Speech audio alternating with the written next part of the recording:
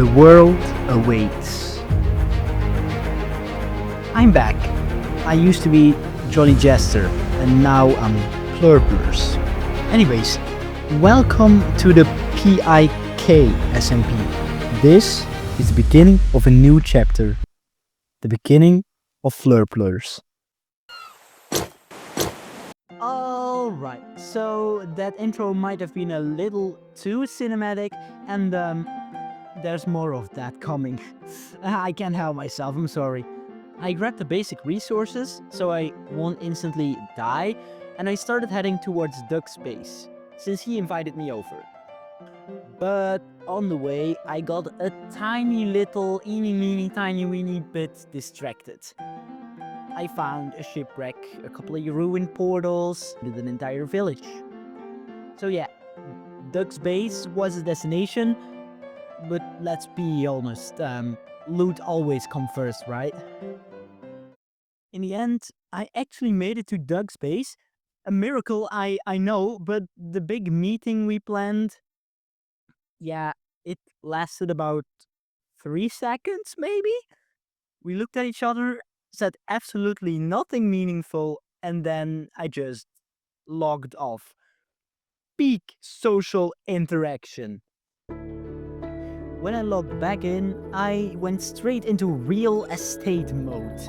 I needed a spot for my base, and since I wanted to build a farmhouse with fields around it, I had to find a pretty flat area. No mountains, no cliff, no good luck building here terrain, just peaceful farmland vibes. And of course, I promised Duck I wouldn't go too far from his base either. Which basically turned this into a find a nice place but also stay on Duck's leash challenge. But hey, after some wandering around, I finally found a spot that didn't make me cry, so perfect, I guess. Now that I'd found the perfect spot, I obviously needed a house that didn't look like it was built by a sleep-deprived villager. So I went searching for inspiration.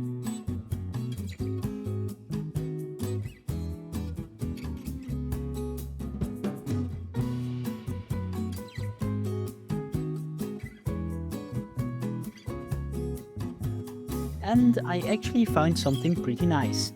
After that, it was time to gather all the resources. I'm not gonna make you watch the whole grind, but with a little bit of Minecraft magic... Boom! I got everything. I also whipped up a couple of copper golems, set up a tiny farm, dug myself a proper mine, and geared up in full iron armor. Because walking around in leather tunic was starting to feel very embarrassing.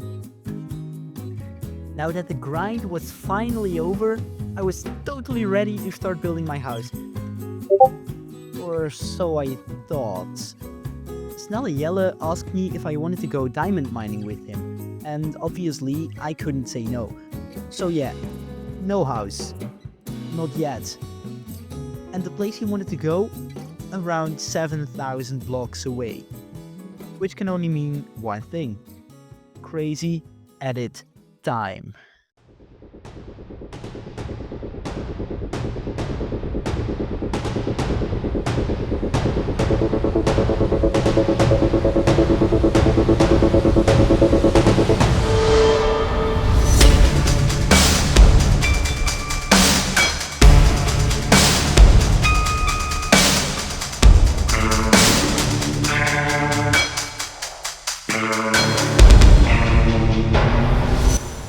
After a long, very long 7,000 block journey, I finally made it to Snelle's base.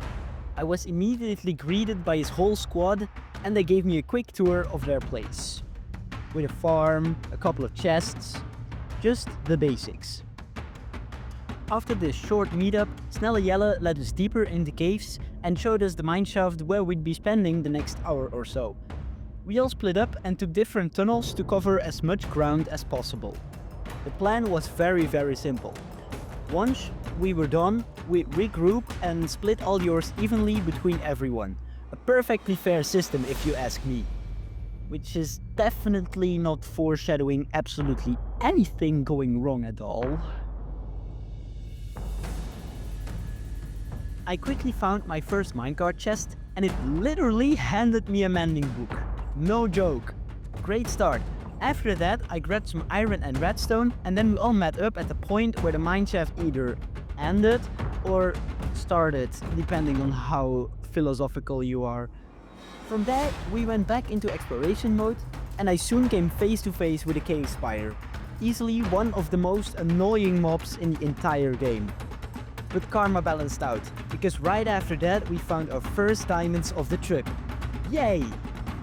Back in the main cave, I spotted another beautiful set of blue ores just chilling on the floor. So naturally, I ran straight toward them, which, shocker, was not one of my smartest moves. I was immediately greeted by 3 creepers and 2 zombies. I towered up, took the high ground, and used it like some kind of budget Obi-Wan Kenobi. With Yella's help, we wiped out most of them. Then I went back to the diamonds, and I actually managed to get them. But of course, right underneath there was a tiny little spaghetti cave, absolutely packed with zombies and spiders. They almost deleted me on the spot. After that life or death mess, I mined a little staircase back up to regroup with everyone. I turned around and...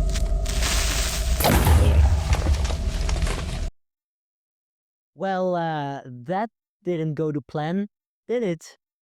Um, After all that chaos, I honestly didn't feel like mining anymore. So you know what?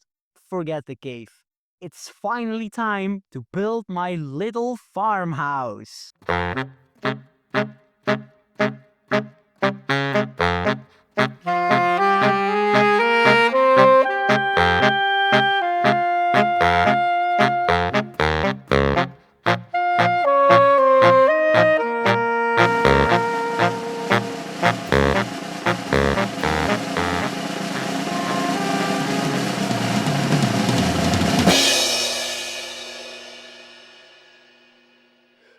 I'm so happy with how this turned out. Well, it may have been from a tutorial because I'm actually an insanely terrible builder. But hey, it still looks amazing. So we don't talk about that, right? Now that my little outpost is finally finished, I decided it was time for a bit of relaxing and tea time at other people's bases. I said I'd go visit other people's bases, but obviously not without getting a few essentials first. And of course, in true me fashion, I had to travel another 8,000 blocks to reach Seti's base. He's one of the moderators on the server, so yes, he may have used a tiny bit of creative here and there, but don't worry, I'll show you exactly what's creative and what's built 100% in survival. Along the way, I looted yet another shipwreck, mined some much needed coal, and survived an absolutely terrifying night under a spruce forest. But when I finally reached Sate's base, I was astonished, flabbergasted, absolutely freaking speechless. The entrance alone had 2 massive skulls on each side, both built in survival. And in front of them, a breeze ball launch machine that yeets you 100 blocks into the sky. Inside the base, there were all the essentials, like a full villager trading hall, a bunch of farms, and, of course, the cherry on the cake, the absolutely gigantic arena. Yeah, that one was obviously not built in survival, but take a look at this.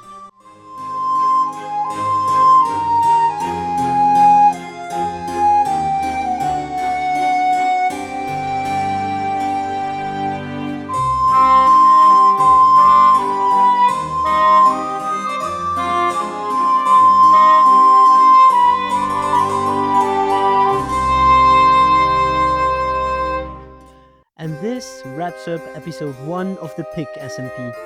If you enjoyed this type of content, make sure to drop a like and maybe leave a little comment. It really helps out a ton. Thanks for tuning in, and hopefully I'll see you in the next one. Flurplers out.